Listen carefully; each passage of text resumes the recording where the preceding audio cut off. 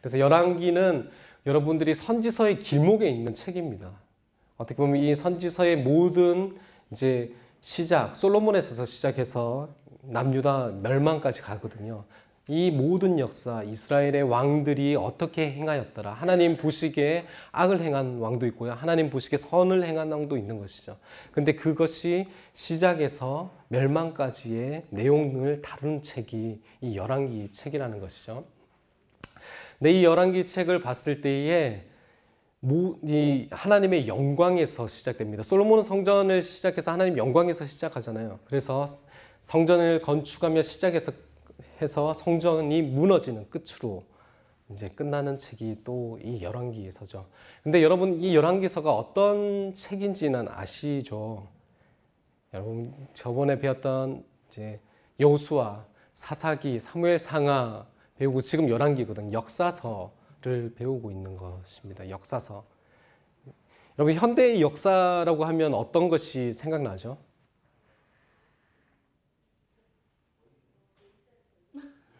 네, 현대 역사란 팩트, 여러분 요즘 팩트 폭발, 팩트 공격, 네, 그런 거 많이 하시죠. 네, 4차 산업으로 인해서 모든 정보가 우리가 홍수가 넘치기 때문에 지금 역사라고 얘기하면 모든 내용, 정확한 내용이 모든 것을 얘기하는 것을 역사라고 생각합니다. 지금 현대 사람들은. 그렇죠? 여러분 역사라고 하면 모든 사실적인 것이 처음부터 끝까지 다 있어야지 역사라고 생각하는데 성경에서 나오는 성경 내러티브, 성경에서 나오는 역사서는 어떤 것을 포함하고 있는가에 대해서 이해를 하시면서 제가 열왕기로 계속 들어갈 것 같습니다. 왜냐하면 왜 역사서는 그런 것을 뽑아놨는가에 대해서 이제 얘기해야 되기 때문이죠. 그래서 이 성경 내러티브는 성경의 역사서는 모든 것을 성경 그 시대에 있던 모든 사건의 역사들을 다 이렇게 다 설명해 놓고 있지 않습니다. 저자가 그것을 간택해서 선택해서 자신이 무엇을 말할 것인지를 어떻게 이 편지가 아니죠. 책을 읽는 사람이 어떻게 행할지를 생각한 다음에 목적을 가지고 있다는 거죠. 목적을 가지고 이렇게 역사에서 자신이 이용할 부분을 선택해서 적었던 것이죠. 그러면 목적이 있다는 것은 다르게 말하면 신학적인 생각을 가지고 있다는 거예요. 지금 열왕기서 가운데 여러 가지 내용이 있거든요. 여러 가지 내용이 있는데 여러분 혹시 여로보암이나 오므리 왕조 아십니까? 네. 열왕기까지는 일독을 해보지 않으셨다라는 표정을 하시는데 이 오므리 왕조나 이제 오므리의 아들이 아합이거든요. 아합은 들어보셨죠? 네, 아합이 나오고 오므리 왕조가 이제 아합은 위에 있는 시돈의 그 사람과 이제 협정을 맺어서 아주 발전했거든요. 그런데 오므리 왕조에 대해서 이 열왕기에서 몇 절 적혀있는지 아시는 분 없으시죠? 아까 오므리 왕조는 몰랐으니까 7절 적혀 있어요. 그런데 역사적으로 경제적으로 봤을 때는 아주 부강한 나라가 흥왕하고 힘이 있고 시돈 쪽으로 여러분 시돈은 알죠? 시돈 쪽으로의 그 무역으로 인해서 이렇게 북이스라엘이 다른 곳에 무역을 할 수 있는 나라였다는 거죠. 다르게 말하면 무엇이죠? 지금으로 얘기하면 아주 부강하고 힘 있고 돈이 많았던 나라였다는 거죠. 여러분 또 여로보암 2세 들어보셨어요? 예, 이름이 겹치는 사람은 여로보암밖에 없는데 여로보암 1세가 있고요.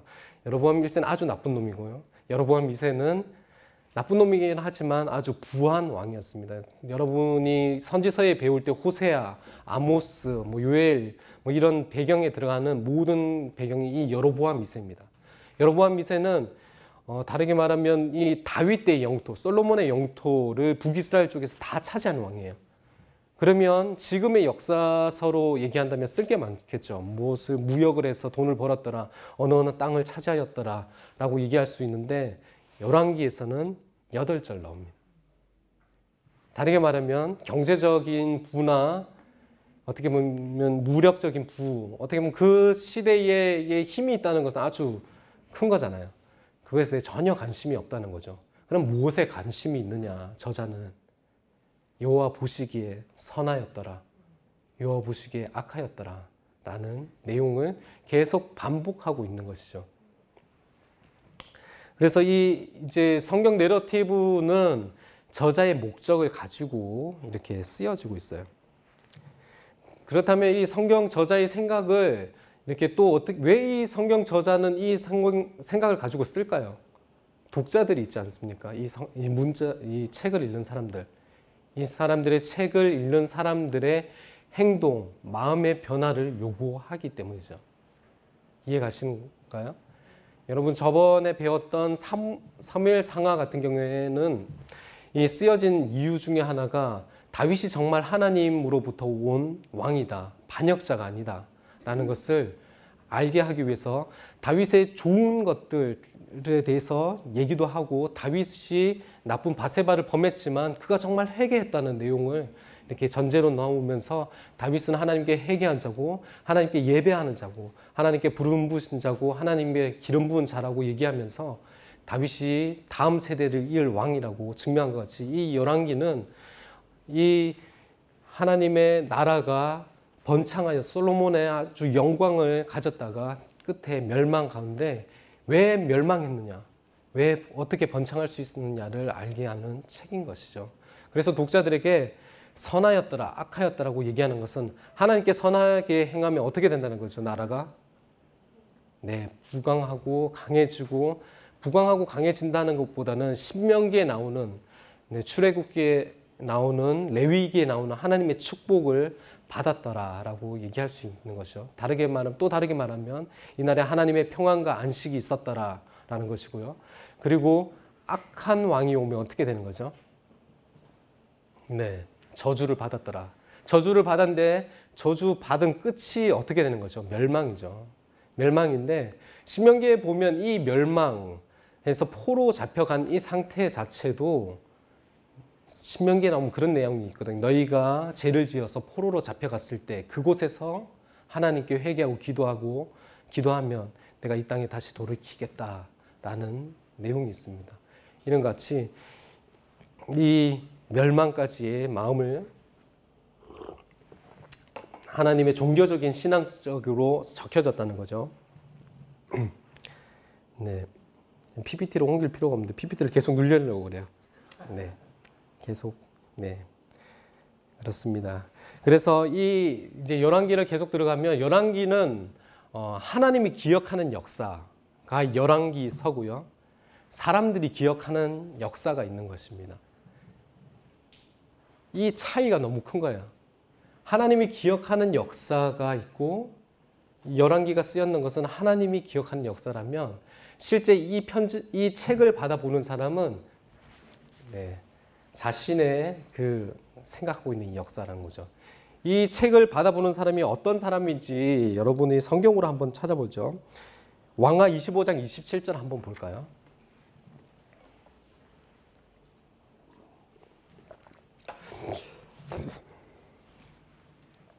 PPT에는 다 있지만 어쩔 수 없이 예전과 같은 마음으로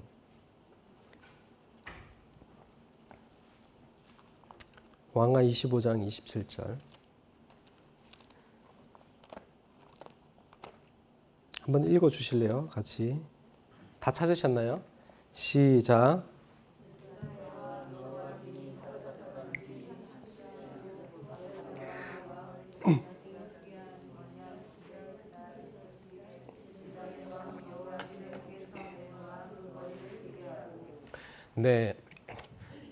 여호와긴이 이제 바벨론에 잡혀갔습니다. 그 잡혀간 왕이 옥에서 나와서 이제 머리를 들게 했다는 거죠. 이 편지가 아니라 계속 편지라고 그러네요. 책을 받아보는 사람은 이 바벨론의 포로기에 있는 사람이라는 거죠. 그러면 어떻습니까? 그들의 기억은 어떻습니까? 우리나라는 망했다. 우리나라는 멸망했다. 하나님의 나라라고 얘기하는 예루살렘은 멸망했고 힘이 없다는 거죠. 고대의 나라가 멸망하면 어떻게 생각하시는지 여러분 들어보셨죠? 고대의 전쟁은 어떤 전쟁이냐면 신과 신의 전쟁이에요. 바벨론 신과 그리고 우리 하나님이 여호와께서 싸웠는데 누가 이겼다는 거죠? 그들의 역사의 생각에는 바벨론 신이 이겼다는 거예요. 신이 이기면 어떻게 하냐면 그 신전에 들어갑니다. 상대방의 신전에 들어가서 신상을 가져와서 자신의 신전에 넣어놓는 것이죠. 그런데 신상을 가지러 갔지만 아무것도 없기 때문에 이 열왕기 하에 보면 막 놋이나 이런 거 막 건물을 뜯어가고요. 그릇을 가져가죠. 성전 기물들을 다 가져갔더라 얘기하는데 다니엘서 5장에 보면 벨사살 왕이 성전 기물을 갖고 와서 술을 먹는 이야기가 있잖아요. 그것이 그 자신의 보물창고, 어떻게 보면 성전의 창고에서 갖고 와서 하나님 여호와를 모독하는 장면이거든요. 그래서 고대 시대는 신들의 전쟁이었고 그 이제 신을 자신의 성소에 들어와서 했다는 거죠. 그런데 그렇다면 무엇을 얘기하면 이 책을 읽는 사람들은 이 책을 읽는 사람들의 역사는 어떤 것입니까? 여호와께서는 힘이 있습니까? 없습니까? 예, 여호와께서는 힘이 없다는 것이죠. 또 여호와께서는 자신들의 족속을 버렸다고 생각할 수 있겠죠. 하나님 신의 산과 다윗의 언약 그리고 아브라함의 언약이 있는데 이 언약이 깨어지지 않았냐 이런 생각을 충분히 가질 수 있는 사람들입니다. 그리고 그들은 어떻게 생각하겠습니까? 이들이 더 이상 어떻게 살아야 될 것인가? 하나님의 언약이 깨어진 것 같고 그리고 여호와께서 더 이상 힘이 없어서 바벨론에게 잡혀온 것 같은데 우리가 하나님의 율법대로 살 필요가 있겠느냐라는 질문이 당연히 생기겠죠. 그 질문에 대해서 이 열왕기를 쓰면서 열왕기 저자는 하나님께서 이 영광에서 솔로몬의 영광의 그 성전을 지은 것과 그리고 북이스라엘 멸망과 남유다 멸망 사이에 하나님께서는 어떠하신 분이다.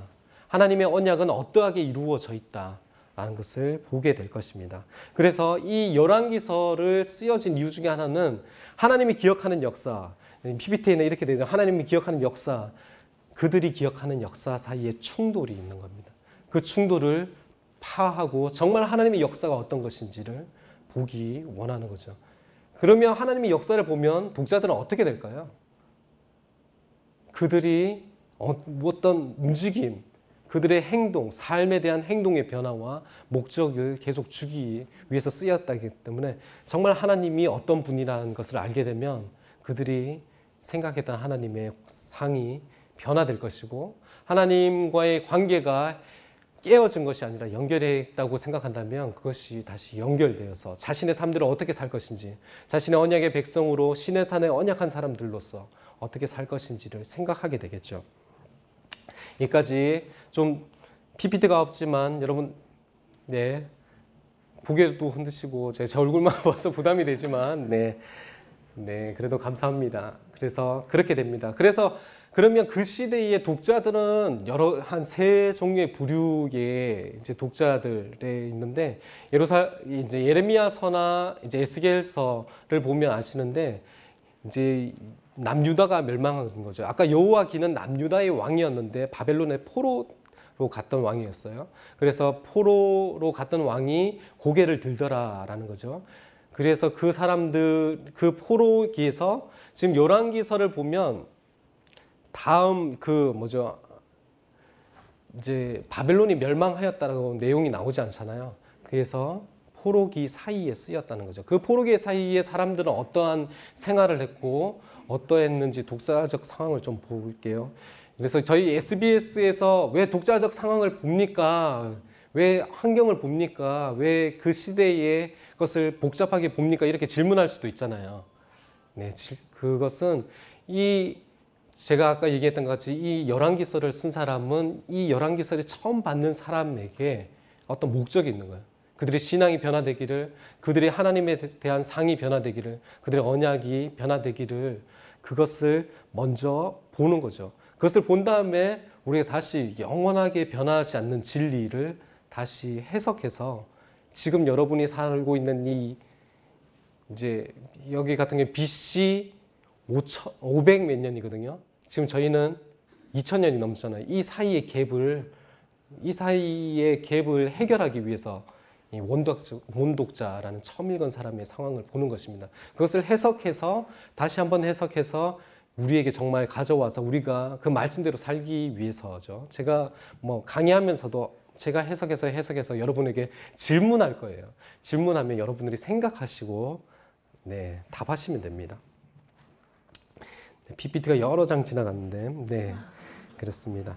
이 세 가지 사람의 부류가 있었는데 첫 번째는 팔레스타인 남유다에 살았던 사람들입니다. 멸망을 하고 이제 바벨론에 이제 포로 잡혀갔죠. 포로 잡혀갔는데 어떤 사람은 포로 잡혀갔냐면 여러분들이 아시듯이 다니엘, 쓸만한 사람들, 그리고 보면 이제 기술 있는 쟁이들이나 장인 이 사람들, 기술자들, 금이나 이런 세공자들을 다 잡아가고요. 그리고 이제 에스겔 이런 제사장, 고위층을 잡아가죠. 그런데 밑에 남고든 사람은 다르게 말하면 아무 능력도 힘도 없는 사람들, 소장농이나 이런 사람들을 놔두었어요. 그런데 사람들이 성전이 파괴되고 그렇게 되면 어떻게 되겠습니까? 지금같이 뭐 미사일 폭격해서 성전이 파괴되는 이런 게 아니거든요. 전쟁이 일어나면 먼저 성을 둘러쌉니다. 성을 둘러싸면 이제 밖의 군에서 안에를 침략한다는 것은 아주 힘든 상황이에요. 제가 듣기로는 한 10배인가? 10배의 힘을 정도 있어야지 그냥 이렇게 공격해서 이제 할 수 있다는데, 보통 그렇게 하지 않고요. 성벽을 둘러싼 다음에 안에서 곡식과 양식이 다 없어질 때까지, 그때까지 기다립니다. 여러분, 이제 열왕기, 그것이 좀 잘 나타나 있는 것이 열왕기 하에 보면 이제 사마리아 성이 포위되었을 때 자신의 자녀를 어제는 우리 아들 먹고 내일은 너희 아들 먹자 했는데 너희 아들 먹었는데 오늘은 너희 아들 안 먹는다고 화내는 여인에 대해서 왕에게 이제 고소하잖아요. 그런 것 같이 성을 둘러쌉니다. 성을 둘러싸고 성에 곡식이 다 없고 완전 힘이 없을 때 공격해서 빼앗는 거거든요. 그러면 성 주위가 어떻게 됐겠냐고요. 논밭이 다 없어집니다. 그곳에서 살고 있는 사람들, 그곳에서 다시 논밭을 일구어서 사는 사람들이 한 부류가 있고요. 그래서 팔레스타인 유다 지역에 사는 사람입니다. 두 번째는 예레미야서에서 보면 나오고요. 또 이제 이집트로 도망간 사람들이 있습니다. 그런데 이 예레미야서에서 나오는 것은, 이집트에 들어가는 것은 성경에서 모든 이제 내용 중에 이집트로 들어갈 거다, 이집트로 들어가거나 들어가게 되는 것은 하나님이 저주적 내용입니다. 왜냐하면 이스라엘 백성은 출애굽했잖아요. 하나님의 권능과 능력으로 출애굽했는데 하나님의 권능과 능력에 반하여서 애굽으로 간 사람들이 있습니다. 용병들도 있고요. 예레미야 이제 마지막에 보면 그달랴를 죽이고 그 땅을 지키는 사람 죽이고 도망간 사람들이 있어요. 그 사람들 부류. 그게는 또 이제 그들의 신앙을 유지하는 것들이 있지만 애굽에 대한 또 여러 가지 우상들의 나쁜 영향도 받게 되고 있는 그런 사람들이 있고요. 세 번째 독자들은 어떤 독자냐면요. 우리가 지금 이 책을 가장 이제 쓸 것이라고 생각하는 독자들인데, 이들은 바벨론으로 잡혀간 사람들입니다. 이 바벨론으로 잡혀간 사람들은 어떤 사람들일까요? 여러분이 잘 아시는 것 같이 다니엘과 세 친구가 있습니다. 하나님의 잡혀갔지만 믿음으로 사는 사람들. 계속 믿음으로 살아가야 될까? 우리 하나님이 졌는 것 같고, 우리 하나님이 패한 것 같고, 그리고 솔로몬의 성전은 무너졌는데, 그런 궁금증이 있는 사람들이 있겠죠. 그리고 그곳에서는, 그렇지만 바벨론에서 좋다기보다는 다른 점이 있는데, 이 바벨론에서는 높은 지위까지 올라갈 수 있다는 거죠. 다니엘과 세 친구를 봐도 그렇고요. 뒤에 페르시아에 봐도 여러 사람들이 고위층에 올라갈 수 있습니다. 그리고 이제 고고학적으로 니프루에서 발견된 이제 토판 비문에 보면 경제적 거래서에 대해서 나와 있어요. 베냐민 사람의 이제 족속의 이름과 비슷한 사람들이 경제적으로 많이 이제 그 경제적 상업을 했다는 거죠. 다르게 말하면 개인적 재산을 많이 불릴 수 있는 상황이기도 했습니다. 그리고 집단적으로 살았고요. 그리고 집단에 이제 편지도 보낼 수 있는 그런 상황이었어요.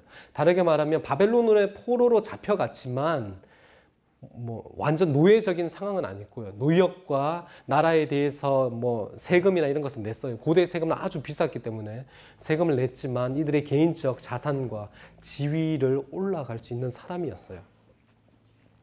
그렇지만 그들 마음 가운데 아주 어려움이 있었는데, 이 어려움을 표현한 시편이 있어요. 시편 137편 한번 볼까요?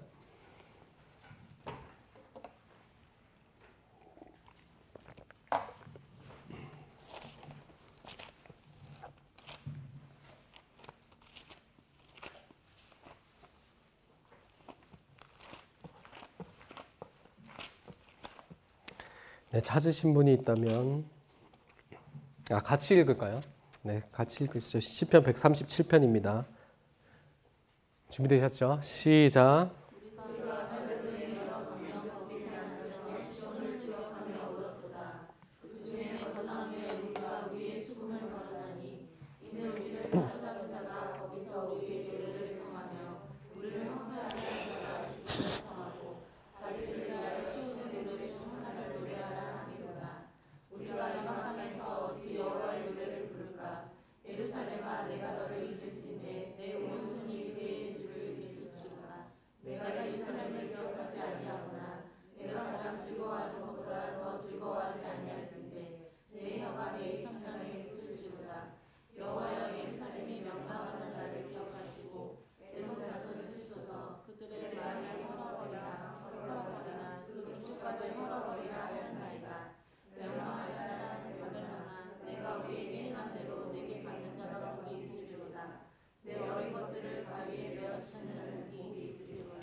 네, 이 프록에 있는 사람들의 마음이 느껴지시나요?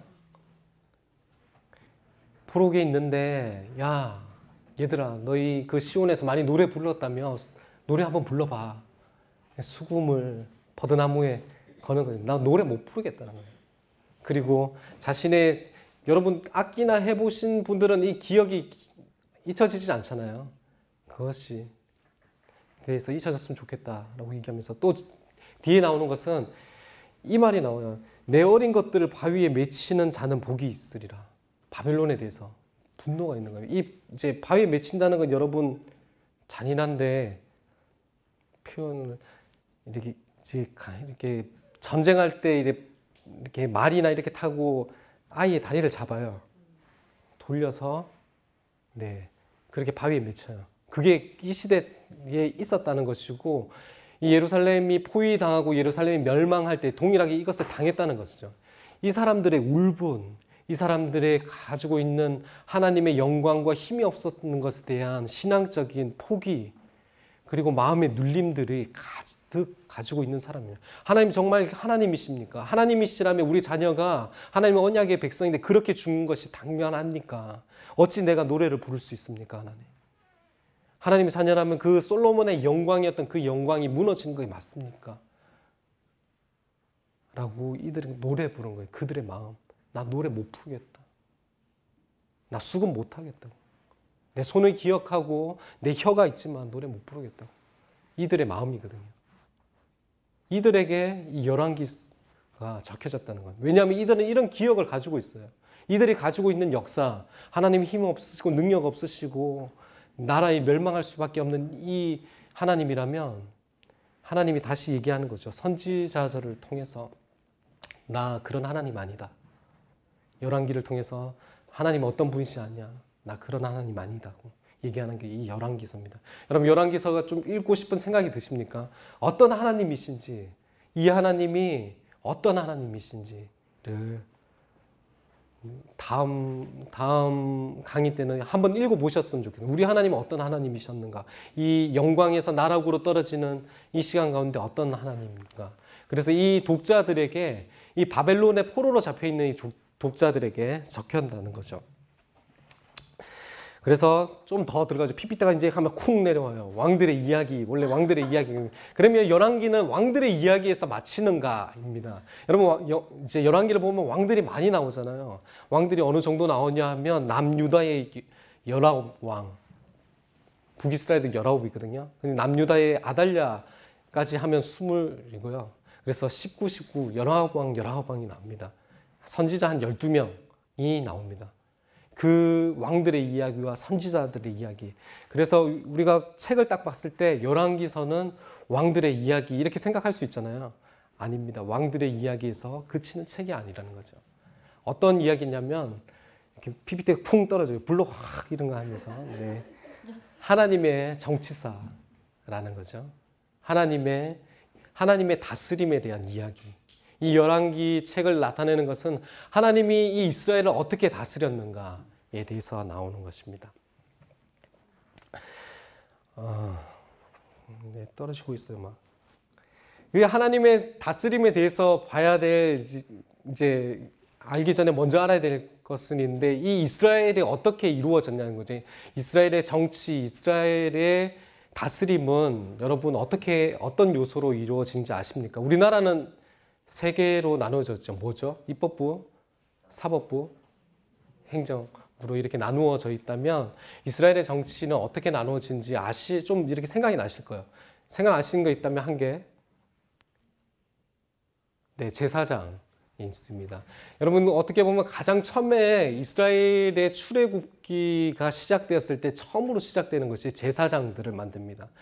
대제사장과 제사장 제도 그리고 레위인들에 만들게 되죠. 그래서 이 레위인들과 제사장들이 하는 일들은 여러분들이 아시다시피 제사를 지내는 일뿐만 아니라 이들의 48개 성으로 흩어지고 그리고 피난처 이렇게 무제한 피를 흘리지 않는 27개 성으로 흩어집니다. 거기에서 하나님의 말씀을 가리키고 진리를 가리키는 일들이 있었다는 거죠. 하나님의 처음에의 이 이스라엘의 나라는 제사장 나라의 모습으로 제사장 중심적인 이제 행정으로 이루어졌습니다. 그렇게 해서 하나님의 말씀을 잘 들으면 축복을 받고 하나님의 말씀을 듣지 못하면 저주를 받게 되는 것이죠. 그런데 어떻게 했죠?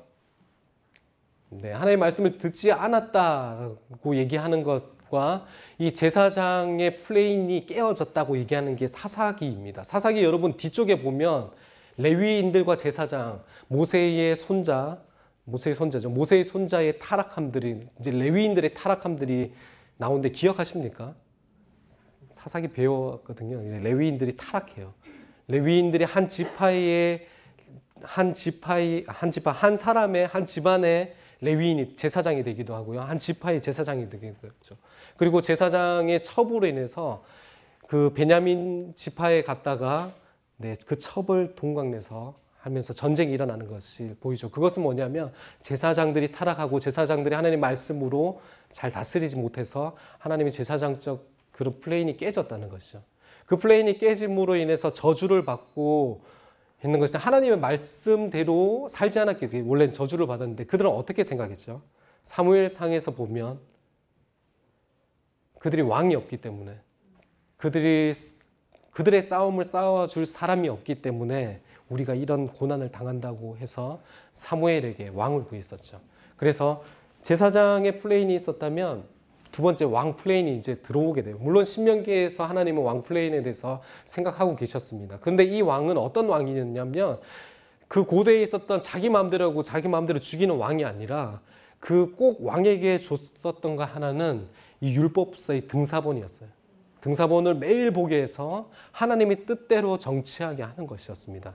여러분 여호수아 보면 생각해 보시면 여호수아가 갖고 있는 것이 뭔지 아십니까? 하나님의 말씀의 등사본이었어요.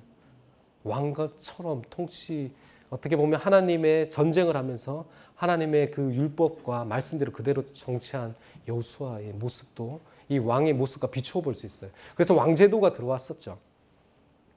왕제도가 처음에는 그들의 싸움을 싸우는 사람에 대해서 구했지만 다윗이 나옴으로 인해서 하나님의 싸움을 싸우는 자, 하나님의 뜻대로 싸우는 자로 해서 이 제사장과 왕제도가 있다면 다윗이 하나님의 뜻대로만 잘 정치했습니까? 그렇지 않죠. 여러분이 잘 아시는 나단의 선지자가 와서 하나님의 정치대로 하나님의 대리적인 의무를 가진 왕이 그것을 깨트렸을 때에 선지자로 하여금 깨닫게 하고 듣게 했는 거죠. 나단 선지자가 와서 양 비유를 들면서 바세바에 대해서 얘기했던 거죠. 그때 다윗은 듣고 회개하는 일이 일어나죠. 그래서 하나님의 이 이스라엘의 정치적인 구조가 세 가지 구조로 가지고 있는 것이죠. 제사장, 왕, 선지자의 모습을 가지고 있습니다. 지금도 동일하게 열왕기서에서 이 세 가지 플레인이 돌아가고 있고요. 그렇지만 이 세 가지 플레인의 목적은 뭐냐면 하나님의 뜻 그대로 통치되는 것이에요. 하나님의 통치가 이 땅에 이루어지는 대리인이라는 거죠. 그래서 이 플레인으로 하고 있습니다. 그래서 이 하나님의 정치사가 있어야 되는데 이 정치사를 이야기 중에 첫 번째가 성전입니다. 성전이죠. 이 예루살렘의 성전은 내 이름을 둘 곳이라고 얘기하죠. 여러분 뭐 본문에 가서 더 나올 것이지만 그리고 하나님의 성전이 만들어졌다가 하나님의 성전이 파괴되는 이 역사를 얘기하는 것입니다. 이 성전은 무엇을 의미하죠? 여러분 출애굽기에서는 하나님이 거할 곳이라고 얘기하죠. 그리고 이 이제 열왕기에서는 내 이름을 둘 곳이라고 얘기하고요. 그리고 9장 3절에는 하나님의 이름과 눈길, 마음이 있는 곳이라고 얘기합니다. 이 성전을. 다르게 말하면 하나님께서 이 이스라엘을 다스리고 있다는 가시적인 우리가 눈으로 볼 수 있는 상징이라는 거죠. 근데 원래 하나님은 어디에 계신지 아시나요? 하늘에 계시잖아요. 이 하늘 모든 하늘을 채우고도 남을 그 하나님이 이스라엘을 다스린다는 것을 보는 것이 성전으로 있다는 거죠. 그래서 이 솔로몬의 성전부터 시작되는 것이 하나님께서 이 땅을 다스리고 역사하셨는데 이 성전의 멸망은 하나님께서 다스림을 끝냈느냐? 그것이 아니라 하나님이 더 이상 이스라엘이 더러워서 이런 얘기가 반복되거든요. 가증한 죄를 지어서 또 그 가나안에 있었던 7 족속과 똑같은 죄를 지어서 떠나버리신 거죠. 그래서 에스겔서는 그것에 떠나버리는 것을 하나님의 성전이 떠나는 것을 보여주는 내용도 나옵니다. 그래서 하나님 이 성전에 나오는 것, 솔로몬 성전에 나오고 성전이 멸망되는 것은 하나님께서 이 이스라엘을 통치하고 계시다라는 것을 열왕기서에서는 볼 수 있는 거죠. 그러면 독자들은 어떤 느낌일까요? 하나님께서 예루살렘뿐만 아니라 이 북이스라엘과 남유다를 이제 이스라엘을 통치하신 분이라는 것을 알게 되겠죠. 근데 그분의 통치는 어떻게 하셨는가? 죄송해요. PPT 눌러놓고 PPT 나온 거 봐. 네. 네, 직업병이죠. 네, 직업병이라서. 네, 어떤 것이냐면요. 하나님께서 이 이스라엘을 통치하셨다는 걸 보는 것은 하나님의 보시기에 선하였더라. 하나님의 보시기에 악하였더라. 라는 것이 몇 번, 19 왕 정도니까 한 40번 정도의 반복이 나와요. 이 열왕기서에서의 판단과 기준을 내리시는 분은 누구냐고요? 하나님이라고요. 근데 그분의 모든 전제는 보시기에라는 거예요. 그러면 이 이스라엘을 다스리는 사람이 왕이냐고요? 아니면 하나님이시냐고요? 하나님이시라고요. 그래서 저자는 계속 이것을 다스리는 분은 하나님이시고 하나님의 뜻 가운데서 다스림을 받고 있다는 것을 계속 얘기하고 있는 것이죠. 네, PPT가 나올 때에 보여주고 싶지만 네, 정직한 왕이 하나, 둘, 셋, 넷, 다섯, 여섯, 일곱, 여덟 왕. 남유다의 8왕밖에 없고요. 북이스라엘은 다 나쁜 왕들밖에 없어요. 그 중에 제일 나쁜 왕 아합이라고 나와 있고요. 이제 남유다에서는 이제 악한 왕들이 좀 있어요. 하나, 둘, 셋, 넷, 다섯, 여섯, 한 9 왕들이 있습니다. 그 중에 제일 나쁜 왕이 므낫세입니다. 므낫세의 하나님께서 멸망을 하나님 보시기에 너무 악하여서 어떤 말이 나오냐면 북이스라엘을 멸망시킬 때 내렸던 추를 동일하게 남유다에게 내린다고 얘기하거든요. 그런데 그 추위에서 많이 벗어났다는 거죠. 그래서 므낫세 때 멸망을 결정짓게 되는 것이죠. 그 결정이 났지만 요시야는 계속 하나님의 말씀으로 살았죠. 그거는 이제 본문에 가서 중요한 내용이라서 본문에 가서 그렇게 살았던 것을 볼 수 있습니다. 그래서 이 이스라엘은 열왕기서는 어떻게 봐야 될 것인가? 여러분들이 이제 다음 주에 오실 때 한번 읽어보실 때 하나님은 어떻게 다스리고 있습니까? 이스라엘을 하나님께서 어떻게 다스리는가를 보시면 됩니다.